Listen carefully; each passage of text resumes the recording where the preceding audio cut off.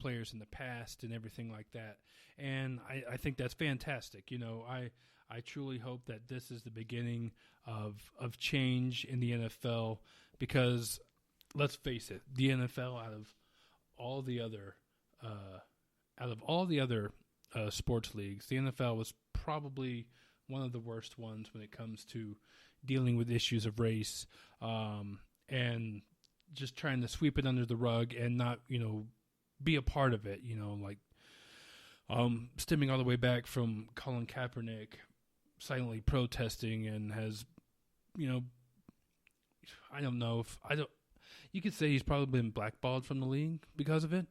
And I don't want to make this a whole thing about getting Colin Kaepernick back into the league. That's not what this is about. This is a little bit more important than that. This is more about the NFL taking a stance and trying to do something and right the wrongs that they have made in the past. And hopefully Roger Goodell will stay true to his word, and we'll see some actual change happen.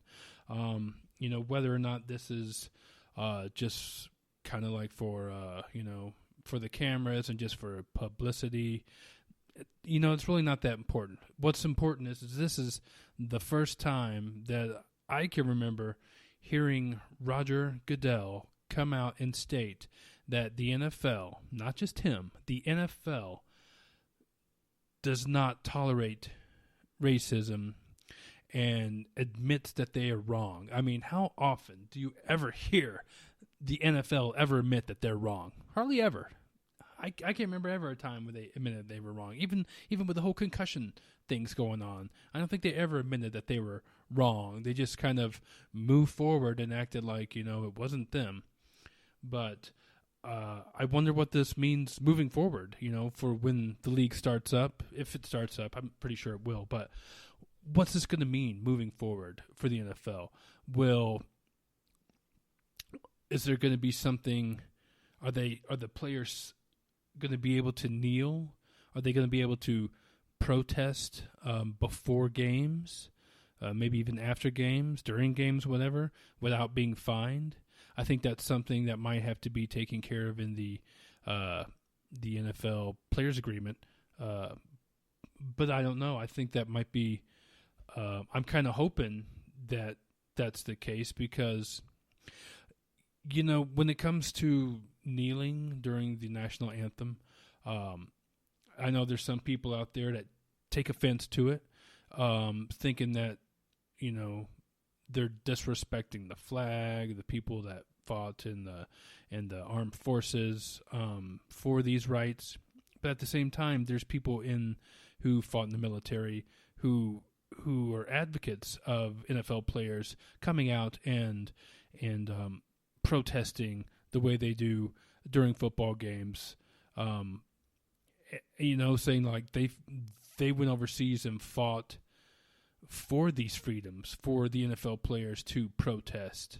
Because the thing is that when people say that they're offended by NFL players protesting because it disrespects the flag, then they're wrong. I'm sorry, but you're just wrong. Because it's one thing if they were kneeling in protest of the flag because they didn't like the flag, then that's one thing, but that's not what it's about. And the national anthem it's ultimately just a song. If you're thinking of the grand scheme of things, how often do people stand up at home when they're watching a sporting event and the national anthem's being played? To me, that's the same thing. If you're not standing up and everything with your hand on your heart and all that, then you're sitting on your couch while the national anthem is being played. Are you really any that much different than someone who's kneeling at the game live? You're hearing the song, you're seeing the flag. I think it's a little hypocritical for you to say that the NFL players shouldn't be kneeling while the national anthem is being played. That's how I see it. But one thing I've noticed about when athletes are protesting, It's typically black athletes that are protesting that people get offended and don't want to. They say things. I don't want my athletes or my teams getting political and protesting and all that stuff. I just want them to play football. Well, that's not really up for you to decide,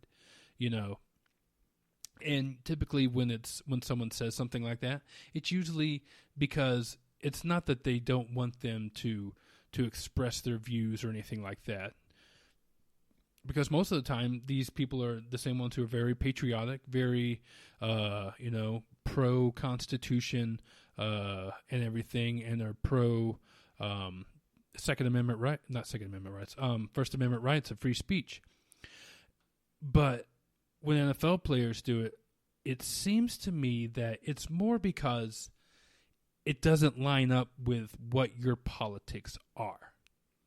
And when you get into that kind of thing, when you're saying things like, I don't want you protesting and all of this stuff at the games, but it's not because you don't want them protesting. It's because you don't agree with what they're protesting.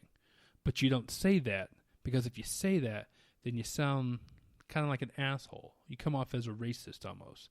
And I think there are differences between being a racist and being prejudiced toward people of a certain race. I think a lot of times people might tend to lead a little bit toward more being prejudiced toward black people more than racist.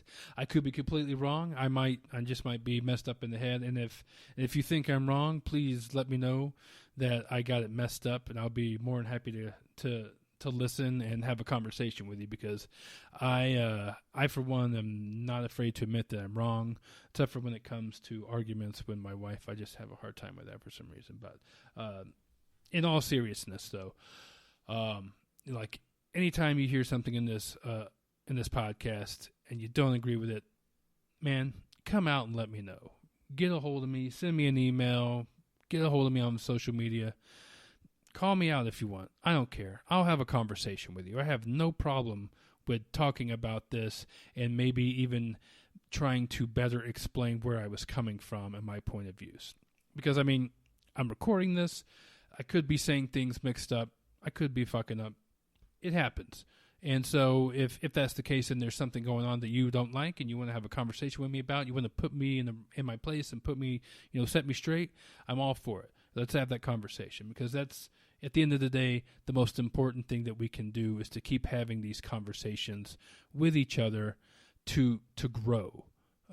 We have to learn from this, and we have to take the examples that our entertainers are giving us, and we have to roll with it. We have to have these conversations ourselves. We can't just rely on Odell Beckham Jr.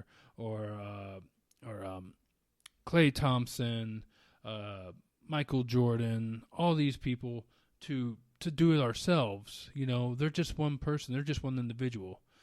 It takes all of us to make change. And I think we all are in agreement here that change is needed. Change is heavily needed. And man, what a shit show 2020 has been with COVID and this. And I feel like if we can come out of 2020 and be better off, then man, there's nothing we can't do, because God, it's been a hard year for everyone. I mean, I just hope it doesn't get worse. And I want to know more about kind of, if you're a white person and you have a hard time trying to come up with ideas on what to say, how to start a conversation, let me know, because maybe we can have a conversation and we can figure it out.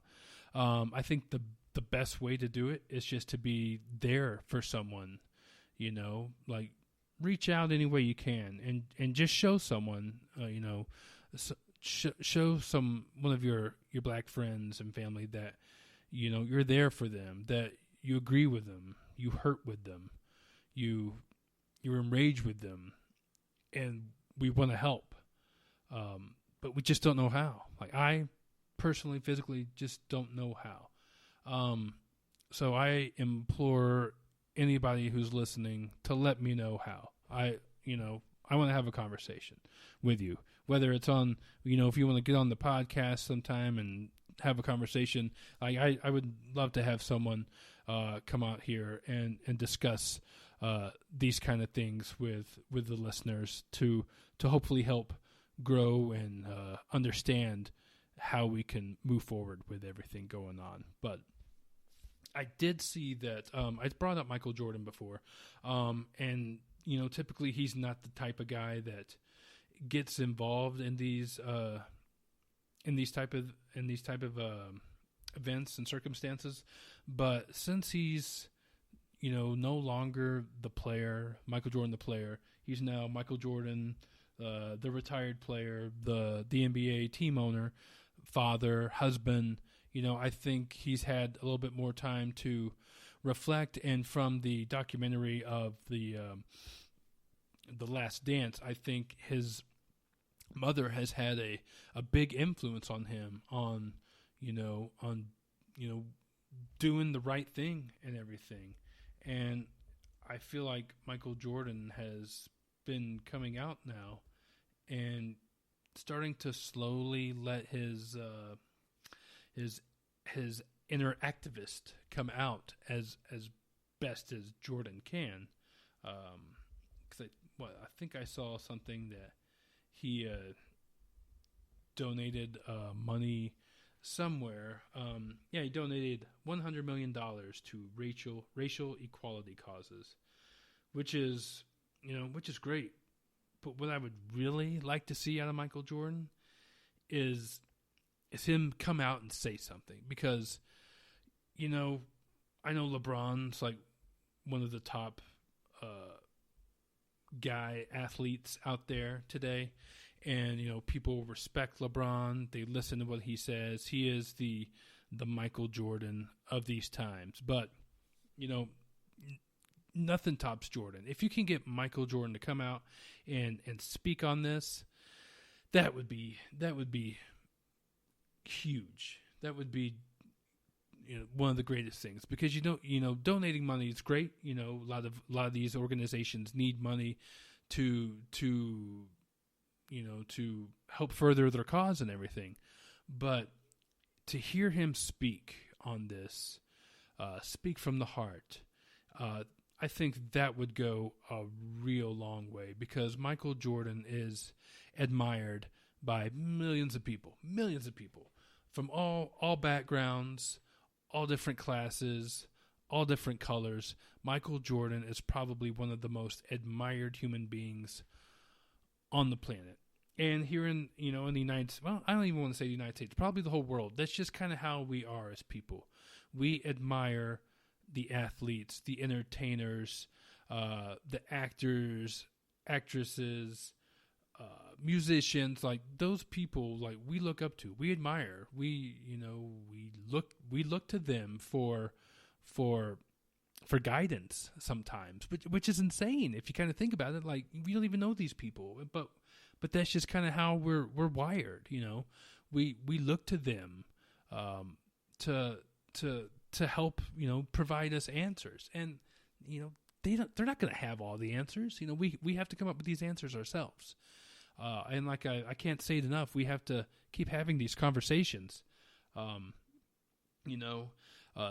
Typically, this podcast is going to be more lighthearted, fun, but I really struggled with what I was going to do with this podcast for this episode, and maybe even some episodes down the road. But I wanted to talk more about the NBA and its plan on coming back.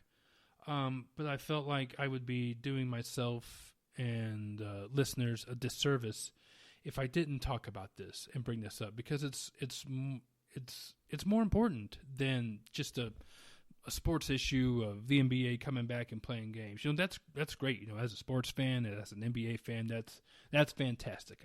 I'm all for it. I can't wait. Even though it's probably going to be without fans, it's going to be a little weird. I'm all for it. But to me, seeing